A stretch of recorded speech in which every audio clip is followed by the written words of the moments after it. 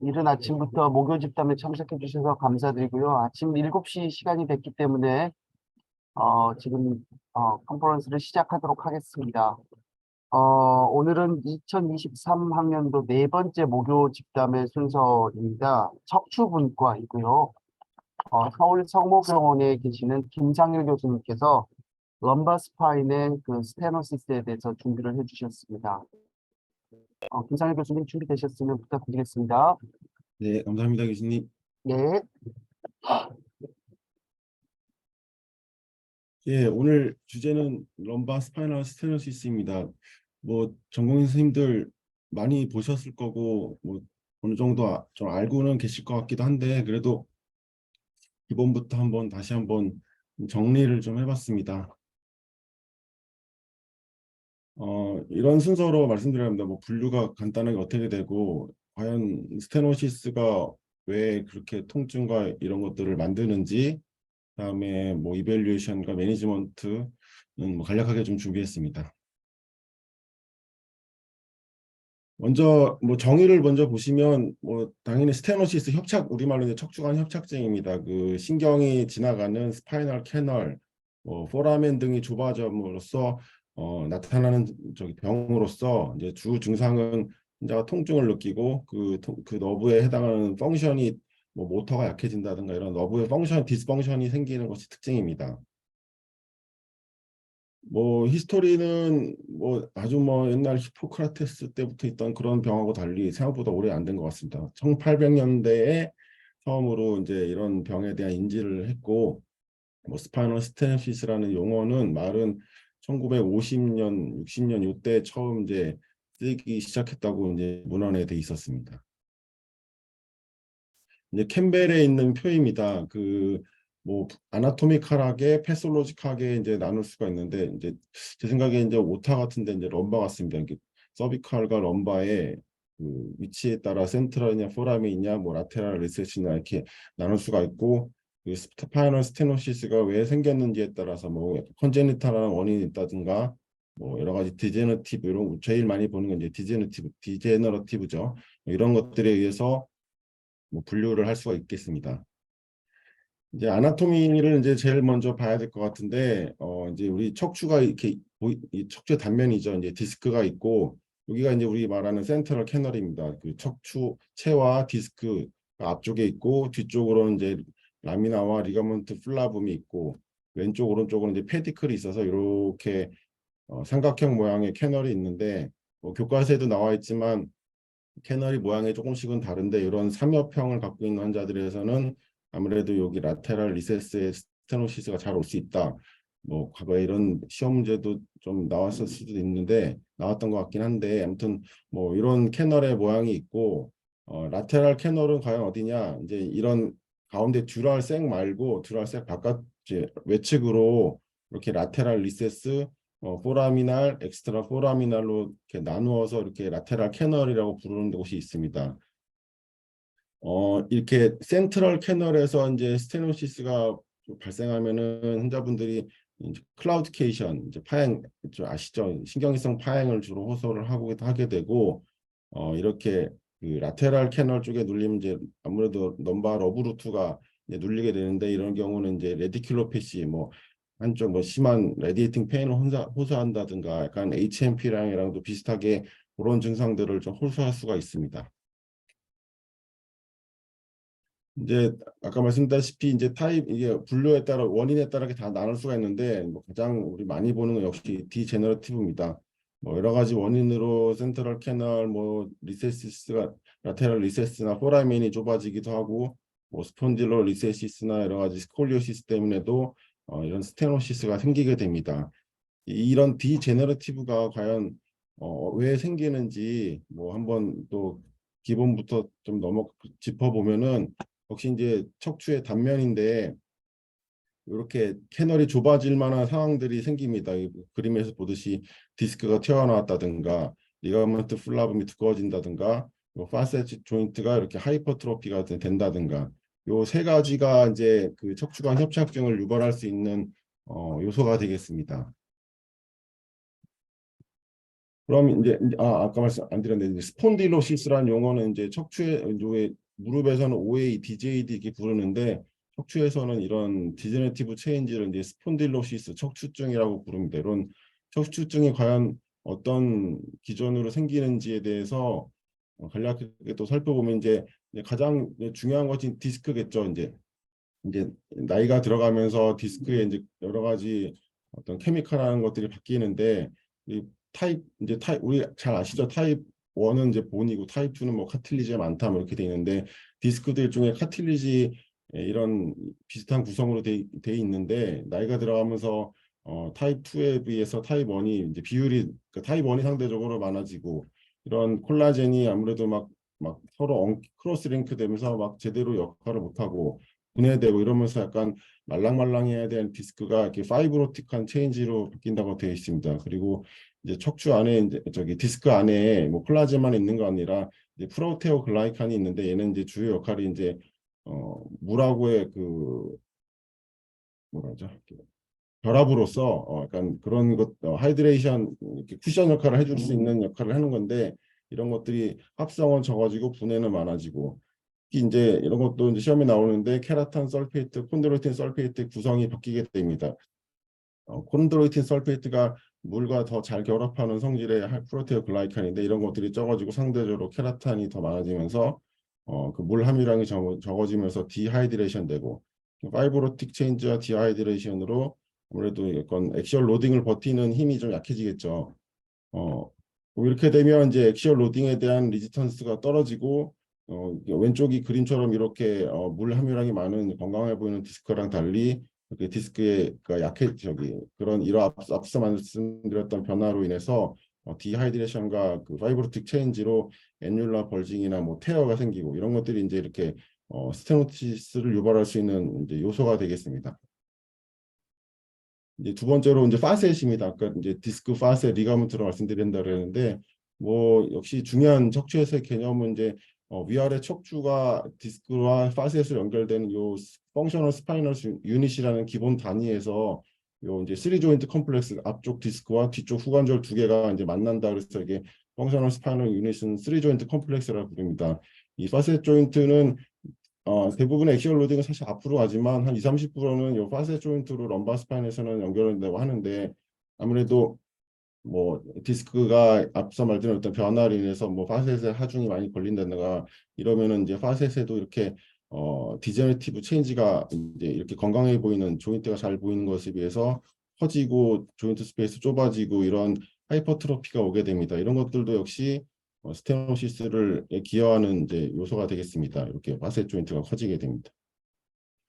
이렇게 디제너레이션과 파셋 조인트의 디제너레이션으로 인해서 이제 척추는 이제 보통 인스타빌리티가 생길 수 있다라고 봅니다.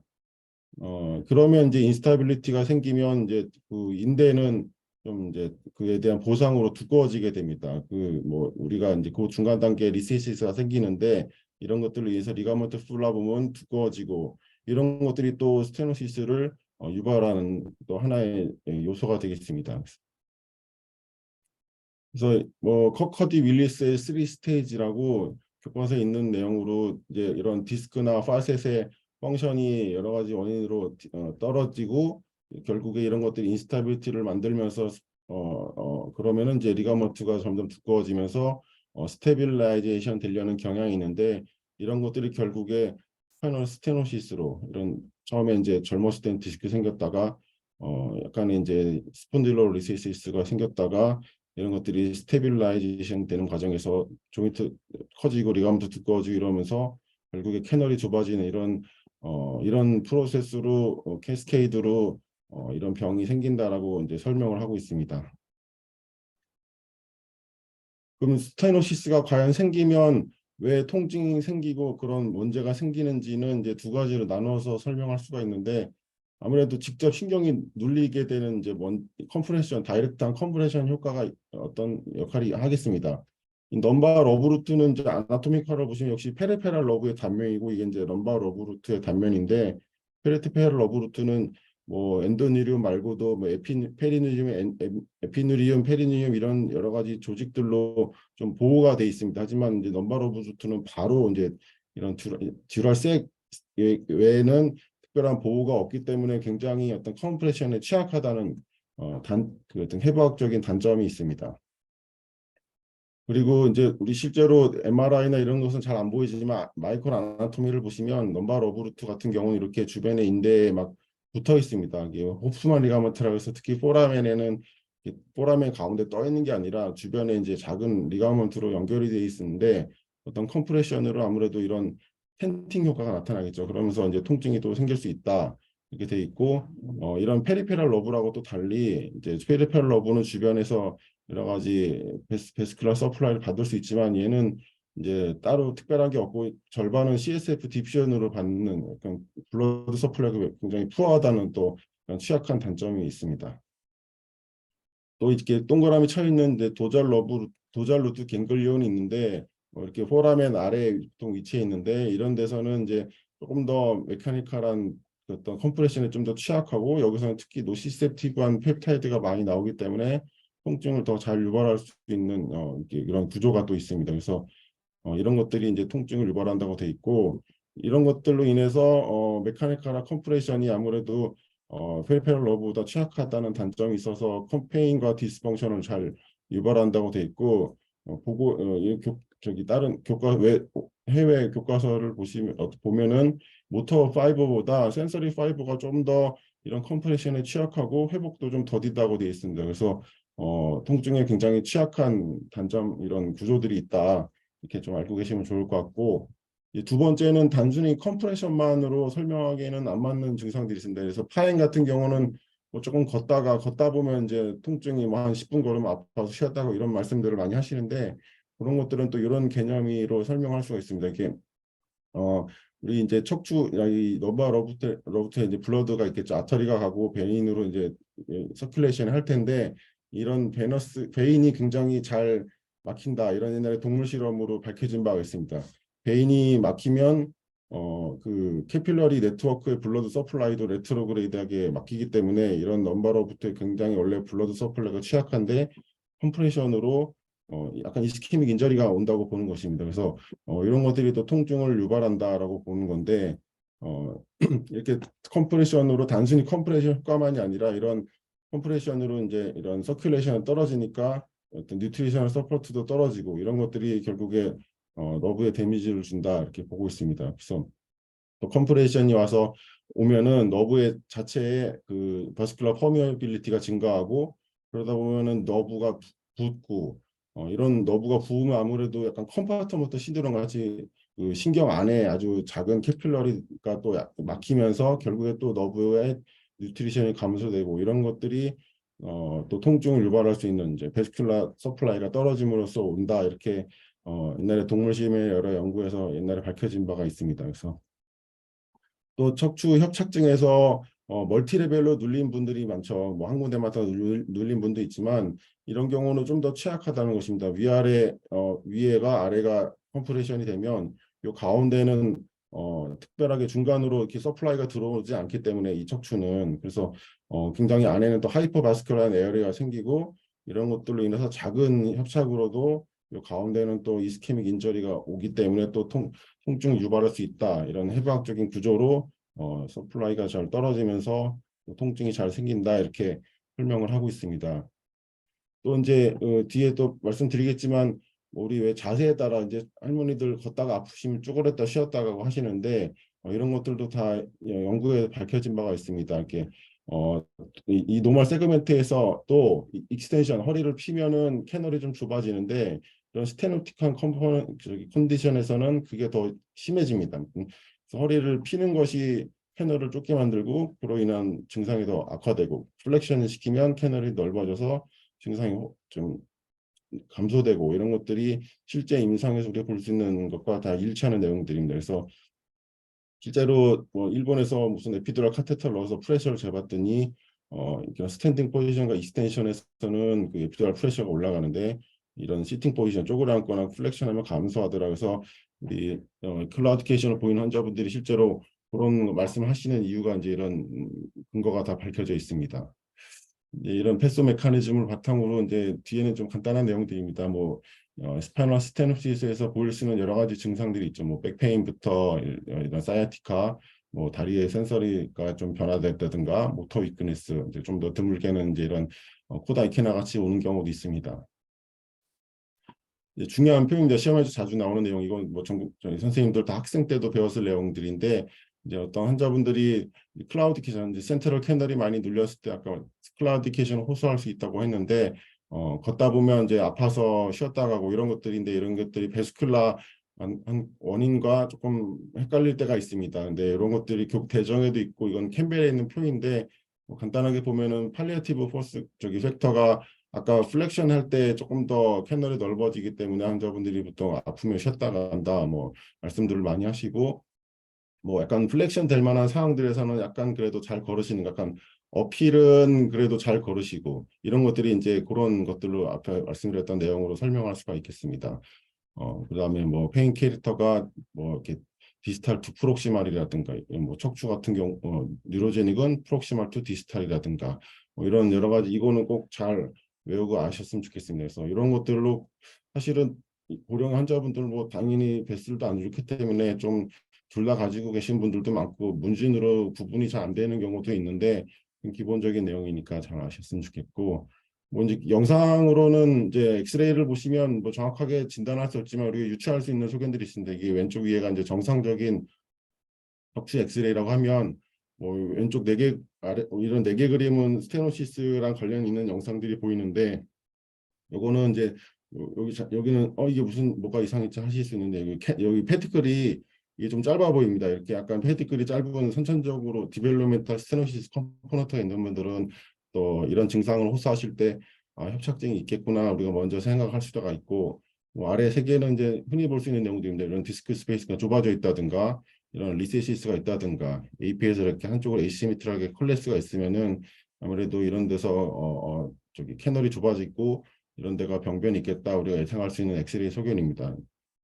그다음에 이제 의심이 되면 여러 가지 검사를 진행을 하겠죠. 이제 뭐 CT는 해볼 수 있지만, CT는 사실은 뭐 저기 러브를 보거나 이런 디스크 상태를 보는 검사는 아니지만, 캐널을 충분히 확인할 수 있기 때문에 그래도 진단하는 데 도움이 되겠고, 뭐 이렇게 실제로 뭐 MRI 못 찍는 분들은 마이엘로를 넣어서 이렇게 보면은 캐널이 실제로 너브 주행과 함께 볼 수가 있습니다. 뭐 제일 많이 시행하는 검사는 아무래도 MRI겠죠. MRI가 이렇게 넘버 오브 투나 여러 가지 디스크나 리가먼트까지 잘 보일 수 있는 장점이 있기 때문에 이런 것들로 이제 우리가 스테노시스를 진단할 수가 있겠고, 이제 전공생도 또 아셔야 될 내용은 이제 우리 그 아까 라테랄 캐널 스테노시스처럼 포라민이 좁아 있다든가 이런 것들은 이제 T1 사지탈을 보시는 연습도 좀 하셨으면 좋겠습니다. 이렇게 정상적인 포라민이 이렇게 가운데가 너브가 있고 주변이 팻이 감싸고 있는 이렇게 긴 모양으로 이렇게 돼 있는 게 정상의 모양인데, 이렇게 포라민이 좁아지는 분들은 이렇게 오블리테레이션 돼 있어가지고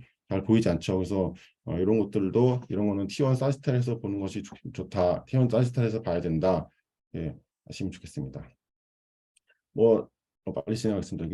이 내추럴 히스토리는 뭐 아주 정확하게 밝혀지지 않았지만, 뭐 마일드 투 모더레이트, 심하지 않은 협착증은 보존적 치료 수술하지 않아도 대부분 잘 지냅니다. 근데 이제 심한 협착증에서는 보존적 치료가 잘 안 되는 경우가 많은데, 이런 마일드 모더레이트 스테노시스에서는 시비어로 가는 경우가 뭐 아주 흔하지는 않기 때문에, 뭐 증상이 심하지 않으면 보통 이제 우리가 보존적 치료를 하게 됩니다.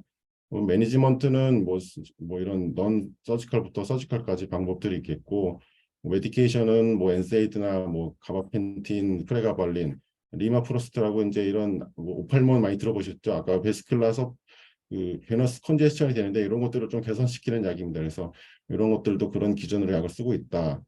하지만 뭐 아직 에비던스가 뭐 명확하게 나오진 않았습니다. 뭐 드럭이나 이런 피지오세라피들은 뭐 스테노시스에 대한 에비던스는 좀 부족하고, 인젝션은 쇼텀으로 좀 있는 것 같다고 밝혀져 있지만, 뭐 결국에는 시비와 스테노시스에서는 수술이 가장 효과적이라고 알려져 있고, 뭐 우리 퓨전 많이 시행하는 경우도 있는데, 퓨전이 과연 스테노시스에서 디컴 외에도 같이 해야 될지를 말해야 될지는 아직까지 명확하게 뭐 밝혀진 바는 없습니다. 뉴잉글랜드 저널에 몇 년 전에 나온 논문도 어떤 것은 좋다, 어떤 것은 뭐 별로다 이렇게 얘기된 바도 있습니다. 정리하겠습니다. 뭐 스테노시스는 이제 캐널이 좁아지면서 페인과 디스펑션이 생길 수 있는데, 패소 메커니즘으로 그런 컴프레션 자체 외에도 베스큘라 서플라이가 이제 떨어지면서 오는 병이다.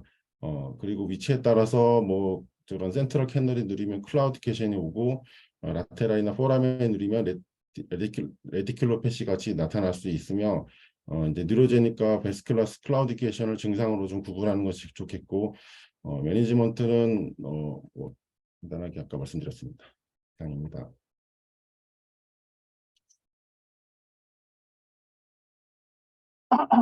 네, 김상일 교수님, 좋은 강의 감사합니다. 그 스파이널 스테노시스의 전체적인 뭐 분류에서부터 원인, 그리고 뭐 진단, 치료까지 굉장히 많은 분량인데 아주 일목요연하게 잘 알아듣기 쉽도록 정리해 주신 것 같습니다. 감사드리고요. 어, 저기 혹시 다른 교수님들 화면 켜주실 수 있는 분들은 화면을 좀 다 켜주셨으면 좋겠습니다. 저기 신재혁 교수님이나 혹시 유지연 교수님 지금 같이 들어와 계시나요?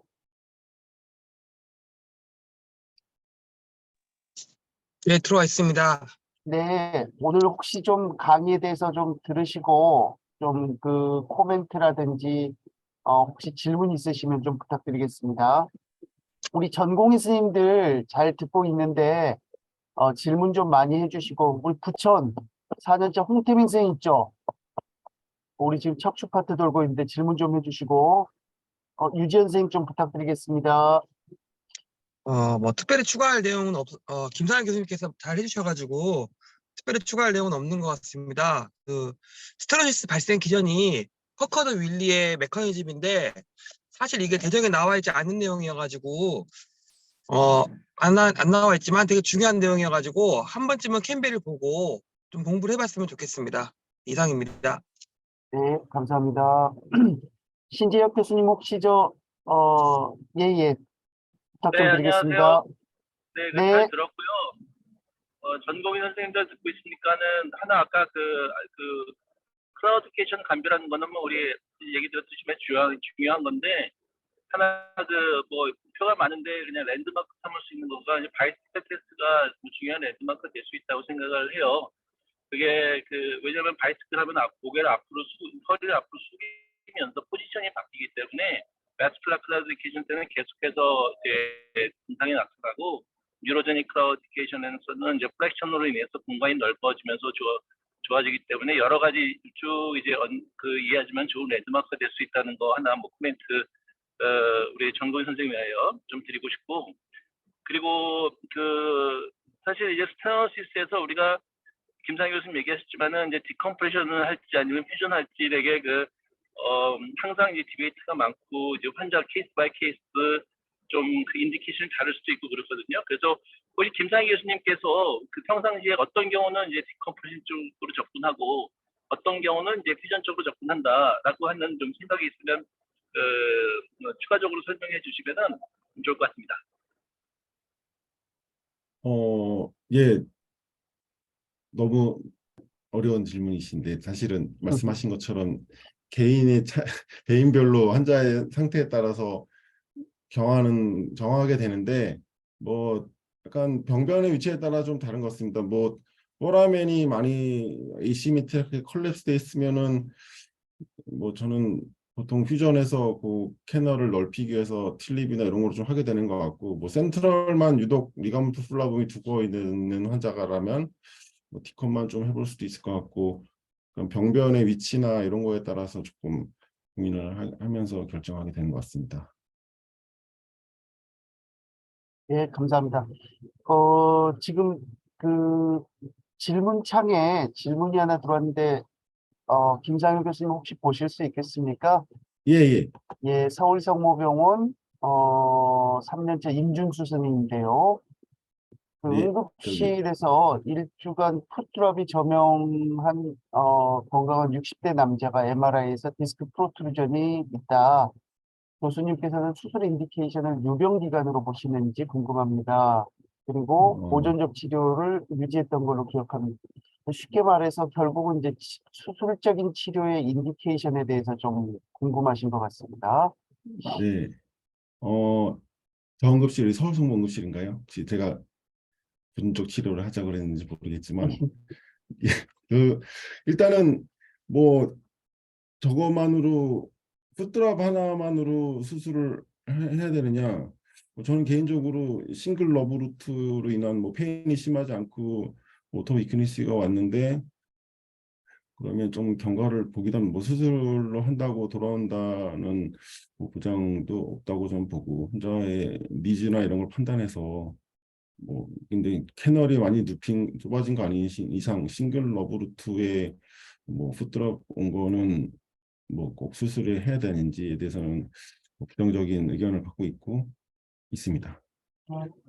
예, 예, 그, 뒤에 밑에 질문도 제가 예, 그냥 예, 그 말씀드릴까요? 예, 예, 밑에 보면은 그 예, 예. 일단 홍태민 이건 선생님 수술. 질문이 먼저 조금 저기 하는 아, 것 예, 같은데, 예, 그러니까 스테노시스 환자에서 수술을 결정할 때 우리가 이제 증상을 보고 되게 결정을 하는데, 네, 가끔 보면은 증상하고 영상하고 좀 잘 안 맞는 경우들이 있습니다. 네, 근데 그래서 네. 혹시 이런 경우에는 어떻게 수술적인 치료를 결정을 하십니까? 라는 그런 질문인 것 같습니다.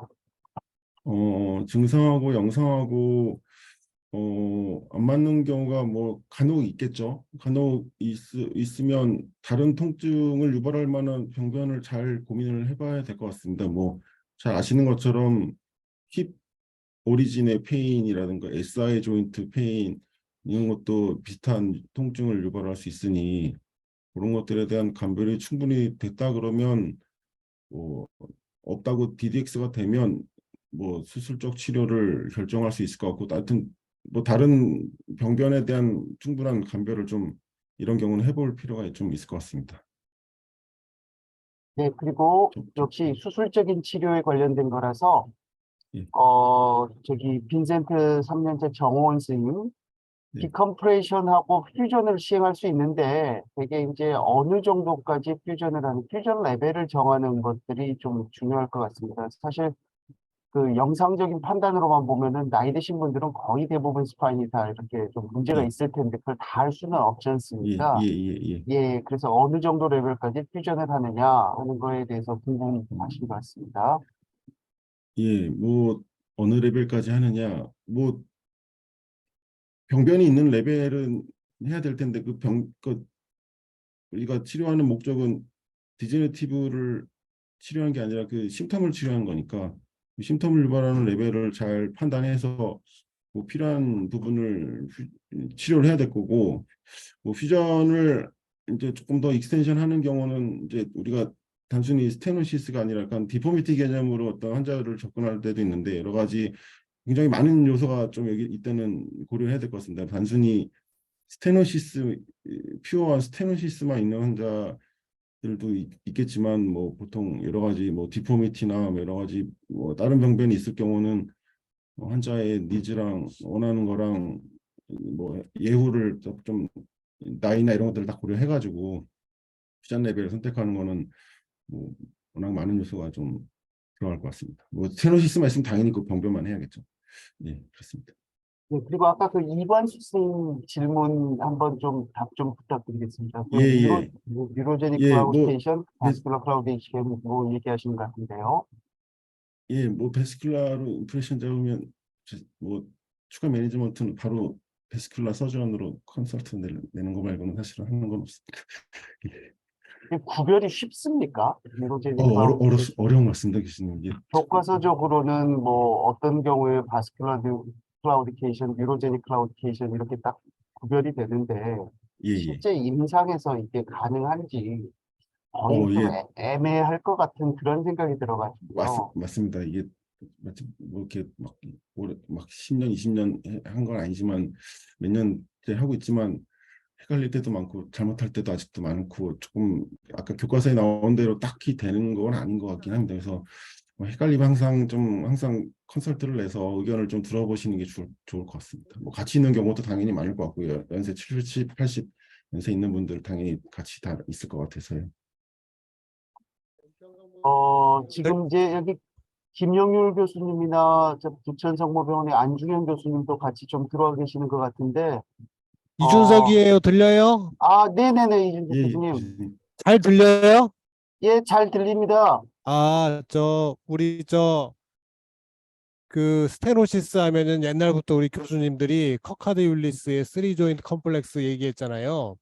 디스크랑 양쪽 파세 조인트 두 개가 한 개만 문제가 생겨도 한쪽에 로딩이 가중되면서 차례차례 망가지면서 스테노시스가 생긴다고 우리 전공 교수님들 잘 알아놨으면 좋겠고, 우리 저 김상현 선생님이 얘기하셨지만 디스크의 퇴행성 변화가 일어나면서 타입 2 콜라겐이었던 거가 타입 1 콜라겐 양이 막 증가하면서